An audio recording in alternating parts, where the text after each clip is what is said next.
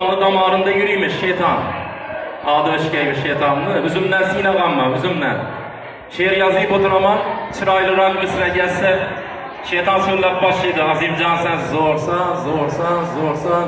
Estağfurullah demedin gittiğinden günahını arkalap. Hemme şun değil, hemme kârda var. Aslı Allah veredi Allah. Allah vermese işlet umidir. Birevden belen cayı yok. Hemmesi Allah'dan. Kopal olsan bir ulamanı gep kopaku. Allah vermese dedi, eşek bazara dellalan bolup bilgiysen. Hak gep şu. Taza kazanıyorlar şimdiden nesiyet şiirimiz var. Verelim makul bozsa kursan olamız. Eserinin mazasını gülden de oyladın mı?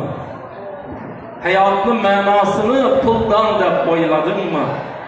Hak irade kılmasa kibriğini kalkıp gör.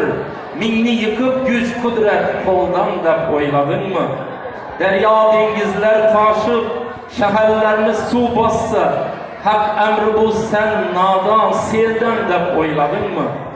Hayat eken aldığından İki kum tılla çıksa, baktım geldi tapkanım, yoldan da oyladın mı?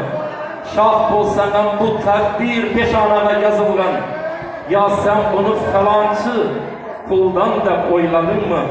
Rabbim hakla birader çoklarını zept etsen, galıplıkını bilek birden de oyladın mı? Ey insan özünge kel, yoktan bağır kıldı Kuda, kozu karındın çıktım yerden de oyladın mı? Emelin var, mal dünyan, bal yep şeker çeyneysen, menge şunça naz nimet, kaydan da oyladın mı? Yunus balık içinde ummanını seyir etti, bu mucize, bu kudret, nereden de oyladın mı? Azimca şiirler bitip, zabanın bunca burra, beri Allah hakşı, tilden de oyladın mı? Hemmemize yaxşılıklarını berabersin.